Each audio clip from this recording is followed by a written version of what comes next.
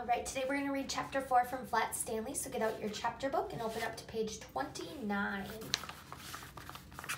I'll give you a little bit of time to get there. Chapter 4 says, The Museum Thieves. What's a thief? A thief is another word for a robber, and thieves means more than one, because it has that ending. Here we go. Mr. and Mrs. O.J. Dart lived in the apartment above the lamb chops. Mr. Dart was an important man, the director of the famous Museum of Art downtown in the city. Stanley Lambchop had noticed in the elevator that Mr. Dart, who was ordinarily a cheerful man, had become quite gloomy, but he had no idea what the reason was. And then at breakfast one morning, he heard Mr. and Mrs. Lambchop talking about Mr. Dart. Turn the page. I see, said Mr. Lambchop, reading the paper over his coffee cup, that still another painting has been stolen from the famous museum. It says here that Mr. O.J. Dart, the director, is at his wit's end. Oh dear, are the police no help? Mrs. Lambchop asked. It seems not, said Mr. Lambchop. Listen to what the chief of police told the newspaper. We suspect a gang of sneak thieves. These are the worst kind. They work by sneakery, which makes them very difficult to catch. However, my men and I will keep trying. Meanwhile, I hope people will buy tickets for the policeman's ball and not park their cars where signs say don't. The next morning, Stanley Lambchop heard Mr. Dart talking to his wife in the elevator. These sneak thieves work at night, Mr. Dart said. It is very hard for our guards to stay awake when they have been on duty all day. And the famous museum is so big, we cannot guard every picture at the same time. I fear it is hopeless, hopeless, hopeless. Suddenly, as if an electric light bulb had lit up in the air above his head, giving out little shooting lines of excitement, Stanley Lambchop had an idea. He told it to Mr. Dart. Stanley, Mr. Dart said, if your mother will give her permission, I will put you and your plan to work this very night. Mrs. Lambchop gave her permission. But you will have to take a long nap this afternoon, she said. I won't have you up till all hours unless you do. That evening, after a long nap, Stanley went with Mr. Dart to the famous museum. Mr. Dart took him into the main hall where the biggest and most important paintings were hung. He pointed to a huge painting that showed a bearded man wearing a floppy velvet hat, playing a violin for a lady who lay on a couch. There was a half-man, half-horse person standing behind them, and 3 fat children with wings were flying around above. That, Mr. Dart explained, was the most expensive painting in the world. There was an empty picture frame on the opposite wall. We shall hear more about that later on. Mr. Dart took Stanley into his office and said, It is time for you to put on a disguise. I already thought of that, Stanley Lambchop said, and I brought one. My cowboy suit. It has a red bandana that I can tie over my face. Nobody will recognize me in a million years. No, Mr. Dart said. You will have to wear the disguise I have chosen.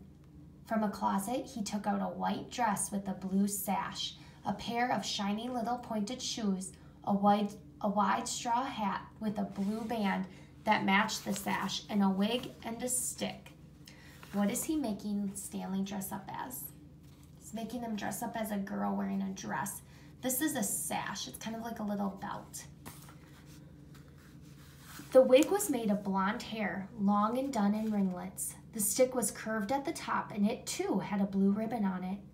In this shepherdess disguise, Mr. Dart said, you will look like a painting that belongs in the main hall. We do not have cowboy pictures in the main hall. Stanley was so disgusted he could hardly speak. I will look like a girl. That's what I will look like, he said. I wish I had never had my idea. But he was a good sport, so he put on the disguise. Back in the main hall, Mr. Dart helped Stanley climb up into the empty picture frame. Stanley was able to stay in place because Mr. Dart had cleverly put 4 small spikes in the wall, one for each hand and foot. The frame was a perfect fit. Against the wall, Stanley looked just like a picture. Except for one thing, Mr. Dart said. Shepherdesses are supposed to look happy. They smile at their sheep and at the sky. You look fierce, not happy, Stanley. Stanley tried hard to get a faraway look in his eyes and even to smile a little bit.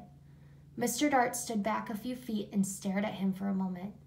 Well, he said, it may not be art, but I know what I like. He went off to make sure that certain other parts of Stanley's plan were taken care of, and Stanley was left alone. It was very dark in the main hall. A little bit of moonlight came through the windows, and Stanley could just make out the world's most expensive painting on the opposite wall. He felt as though the bearded man with the violin and the lady on the couch and the half-horse person and the winged children were all waiting, as he was, for something to happen. Turn the page. Time passed and he got tireder and tireder. Anyone would be tired this late at night, especially if he had to stand in a picture frame balancing on little spikes. Maybe they won't come, Stanley thought. Maybe the sneak thieves won't come at all. The moon went behind a cloud, and then the main hall was pitch dark. It seemed to get quieter, too, with the darkness. There was absolutely no sound at all. Stanley felt the hair on the back of his neck prickle beneath the golden curls of the wig. Creak. The creaking sound came from right out in the middle of the main hall, and even as he heard it, Stanley saw, in the same place, a tiny yellow glow of light. The creaking came again, and the glow got bigger. A trapdoor had opened in the floor, and two men came up through it into the hall. Stanley understood everything all at once. These must be the sneak thieves. They had a secret trapdoor entrance into the museum from outside. That was why they had never been caught. And now, tonight, they were back to steal the most expensive painting in the world. He held very still in his picture frame and listened to the sneak thieves. This is it, Max, said the first one. This is where we art robbers pull a sensational job whilst the civilized community sleeps. Right, Luther, said the other man. In all this great city there is no one to suspect us. Ha ha, thought Stanley Lambchop. That's what you think. The sneak thieves put down their lantern and took the world's most expensive painting off the wall. What would we do to anyone who tried to capture us, Max? The first man asked. We would kill him. What else? His friend replied. That was enough to frighten Stanley, and he was even more frightened when Luther came over and stared at him. This sheep girl, Luther said. I thought sheep girls were supposed to smile, Max. This one looks scared. Just in time, Stanley managed to get a faraway look in his eyes again, and to smile, sort of. You're crazy, Luther, Max said. She's smiling, and what a pretty little thing she is, too. That made Stanley furious. He waited until the sneak thieves had turned back to the world's most expensive painting, and he shouted in his loudest, most terrifying voice, Police! Police! Mr. Dart! The sneak thieves are here! The sneak thieves looked at each other. Max, said the first one very quietly, I think I heard the sheep girl yell. I think I did too, said Max in a quivering voice. Oh boy, yelling pictures? We both need a rest. You'll get a rest all right, shouted Mr. Dart, rushing in with the chief of police and lots of guards and policemen behind him. You'll get arrested, that's what, ha ha ha. The sneak thieves were too mixed up by Mr. Dart's joke and too frightened by the policemen to put up a fight.